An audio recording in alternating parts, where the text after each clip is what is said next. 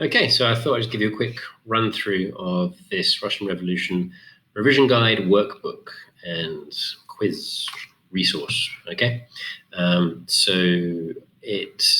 used it both as a revision resource with some of my upper classes, and I have used it as to actually teach new content as well, especially towards the end of the course. As you go throughout the booklet, you've got these little QR codes, scan them in, they take you to the main website that's connected to this module, towards this guide. And on there, you've got links to all 18 videos. Actually, this is a good screen to talk through. So these are the 18 topics you've got here. And these are your 5 quizzes that go with each kind of category. And then there are details of the different development activities that go with them. Okay, so you've got 3 keyword matchups, you've got 3 close activities, you've got that many PEE sort activities, and you've got pica paragraphs with an example and pica paragraphs with just the sentence stems to help them. So let's go through the guide. Floating head, get rid of that.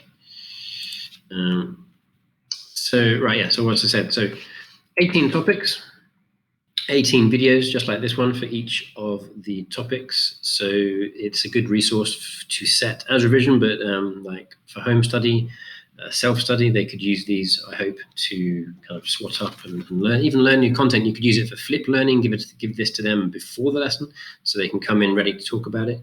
Even if they just talk about how boring the little man in the box was, doesn't matter. They can come in and talk about it.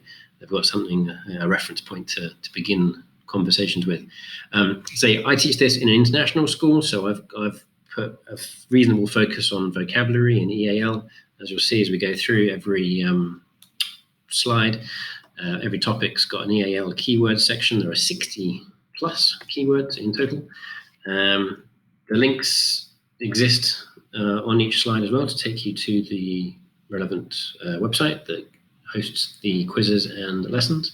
So this is roughly how it looks. You've got your fact sheet just like this, and then it will be followed up by a written activity. So they start off easy with the matchups, and then they get progressively more difficult. I'll just flick all the way through. So you see we cover the whole course.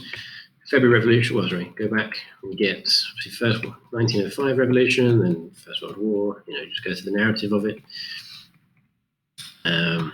Bolshevik Treaty of Brest, Civil War, etc. So as you get towards the end, you get these pica paragraphs, okay, which if you've not come across those before, I find they're really useful. It's point, evidence, explain, and then extra knowledge, and then answer the question directly.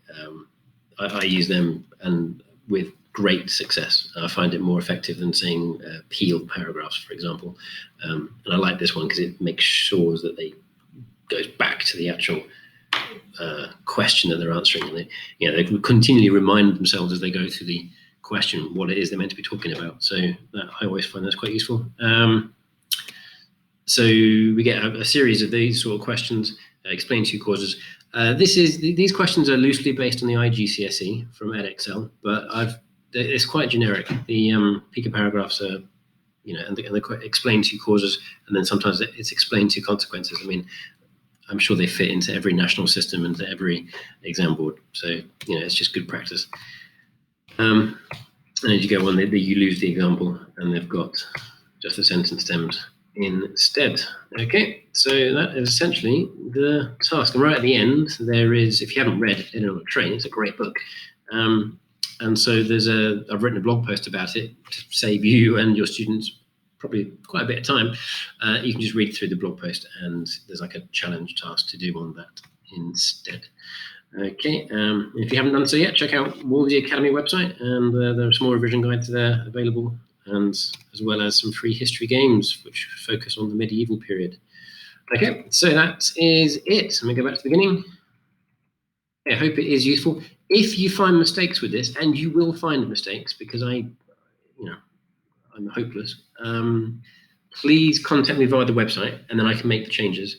But if you quite like it, then give me all the positive feedback you can on the TES, just because it cheers me up a little bit on a rainy Tuesday in Dubai.